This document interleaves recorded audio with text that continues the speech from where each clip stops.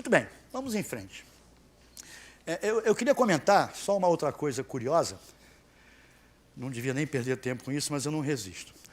A Viviane Mosé, não sei se vocês conhecem, é uma psicanalista, poeta, filósofa, educadora, etc. Ela tem uma palestra no Café Filosófico, que é um programa da TV Cultura, muito interessante, onde ela faz um paralelo histórico, né, das palavras que permeiam a educação.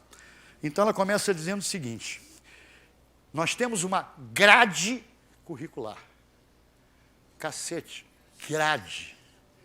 Grade lembra o quê? Prisão. E dentro da grade curricular, nós temos disciplinas. Genial, disciplinas. E o aluno faz provas. Quer dizer, se ele não provar que é inocente, creu. Né? Ele, a priori, é culpado, não é verdade?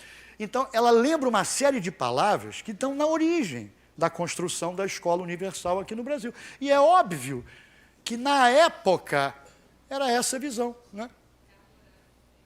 A carga horária. Perfeito, essa expressão é maravilhosa. Né?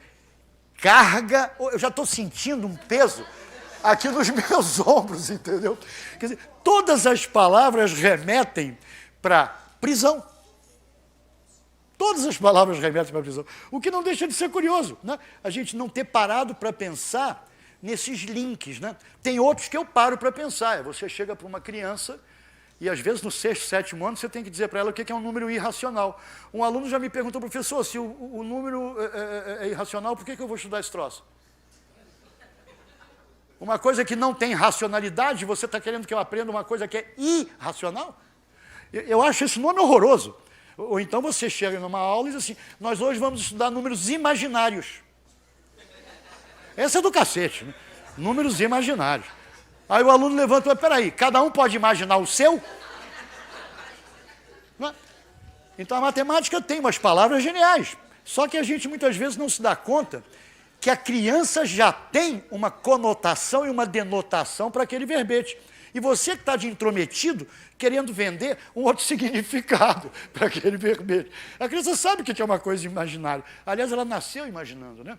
Não tem coisa mais genial que a criança faça do que imaginação. Aí vai você estragar o prazer da criança. Não. Número imaginário. Acabou a graça, na verdade, acabou a graça. Eu acho que o nome tinha que ser outro, número débil mental, número surreal, mas já existe, né? Número surreal. Então a gente tem que ser muito cuidadoso com as palavras. Né? A gente tem que tentar perceber que tudo que a gente fala, se já está no universo da criança, o que ela está apreendendo daquela sua fala? Pode não ser o que você espera. Pode não ser o que você espera. Né? Muito bem. Vamos em frente. Agora eu gostaria de mencionar duas falas que eu acho ótimas. A do Rubem Alves. Claro, o Rubem Alves é um filósofo, pensador. Eu amo o Rubem Alves, mas sou obrigado a dizer que ele é um pouco romântico. Né? Nós vivemos num mundo um pouco mais perverso do que ele gostaria que fosse. Ele é uma delícia de pessoa, é uma coisa extraordinária, mas eu acho ele um pouco romântico. Então ele diz o seguinte, professor de espantos. Não, tudo bem, vai matar o aluno de susto um belo dia, né? Se exagerar no espanto. Mas é isso. A gente tem que ser um professor de espantos, causar curiosidade na criança. A crítica que eu faço a ele é no sentido até positivo, quer dizer, ele é muito sonhador, o mundo é mais cruel do que ele imagina, né? O nosso mundo real, né? É um pouco mais complicado. Mas é verdade, a gente tem que fazer a criança gostar de aprender. Gostar de aprender. Ah, mas em casa não tem muitas vezes nenhum apoio. O problema é seu, o cara se vira, você tem que ser criativo. A realidade, não adianta brigar contra a realidade. Né? Além do Rubem Alves, tem uma outra frase do Gilles Deleuze, que para mim é um dos maiores cérebros do século passado, que ele diz o seguinte, tem até um videozinho dele muito bonito, uma aula é emoção. Emoção da descoberta. Quer dizer, quem está do outro lado do guichê. Né? É uma coisa de emoção. Aquele olhinho que brilha. Cara, eu fico feliz da vida quando, pelo menos de aula sim, aula não, meus alunos conseguem... Isso é do caramba. Né? Sei que é difícil a gente propiciar isso no dia a dia, na correria da gente, mas o que eu quero que vocês entendam é que eu estou com uma idade em que nem era para ter essa paixão que eu tenho pela educação, especialmente pela educação infantil. Mas, cara, sejam apaixonados, vocês escolheram essa profissão, cara. Agora não tem solução, a gente tem que ser apaixonado nessa profissão. Tem que ter um tesão do cacete para as crianças aprenderem e gostarem de aprender. Senão, não funciona. Bom, agora um desafio. Estávamos falando em cognição, por favor, se virem. Enquanto isso, eu vou dizer quem é o Alex Bellos. Alex Bellos, ele é um jornalista inglês, escreve no The Guardian. Ele foi o ghostwriter do Pelé, né, na bibliografia do Pelé. Ele escreve sobre futebol.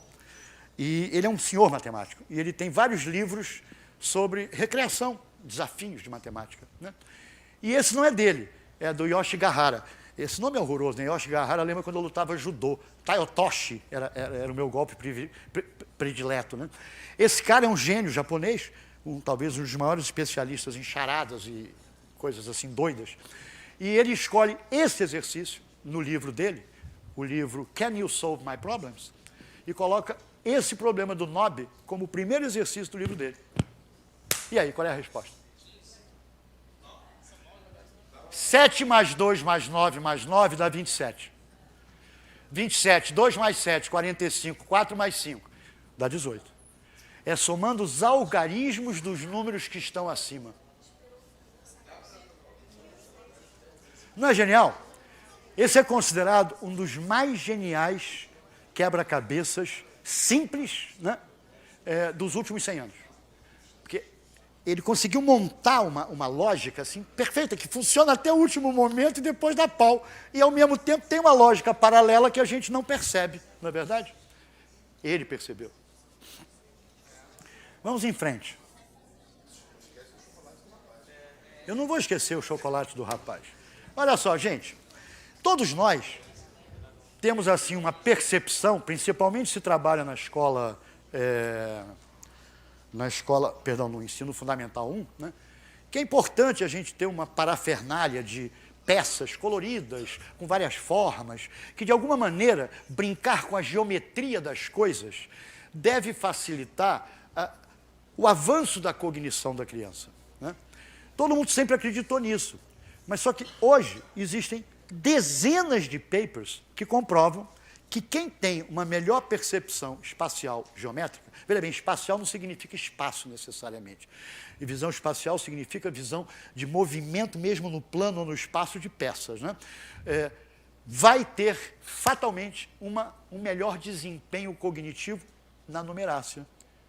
Então tem vários artigos que provam isso, e eu fui atrás desses artigos, porque o meu maior crítico, e é um dos meus maiores gurus, é um cara que tem o mesmo sobrenome que eu e trabalha aqui, né? E ele disse, se você falar eu acho, eu te deserdo da família, né? Porque não tem eu acho, você tem que provar, as coisas têm que ser provadas, né? E hoje há várias pesquisas que comprovam isso. Bacana, porque isso justifica uma série de técnicas que a gente usa e uma série de artefatos que a gente usa normalmente no ensino infantil e no ensino do Fundamental 1. Por exemplo, o teste que foi criado em 78, para você me dizer, essas 4 peças são iguais?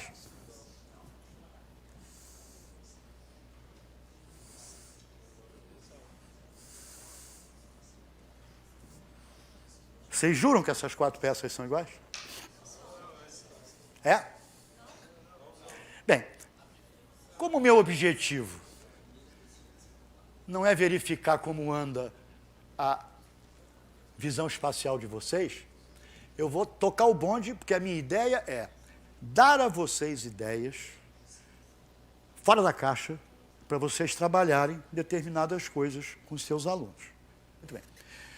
Agora, olha que interessante. Você pega as Olimpíadas, né, especialmente a OBMEP e a Canguru, e eu curto muito essas duas, curto muito também a Canguru, muito, por quê?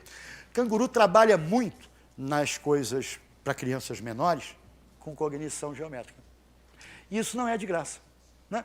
Isso não pode ser de graça. Ou então a intuição dos caras que criam as questões é do cacete, é genial. Porque eles estão trabalhando exatamente na linha que é interessante trabalhar com as crianças pequenas. Então, questões como essa, né, onde você tem que descobrir qual é a última posição da figurinha, da curvinha. Isso é visão espacial. Né? É exatamente do que tratam os artigos que eu mencionei anteriormente. A gente tem dezenas de questões na OBMAP, na Canguru, dessa natureza. Né? Dessa natureza. E realmente uma criança que brinca com isso com facilidade, essa criança dificilmente vai ter problemas de cognição no futuro. Né? Por quê? Os artigos acabaram de sugerir que melhora pra caramba a numerácia da criança quando ela brinca mais com a parte espacial. Diga.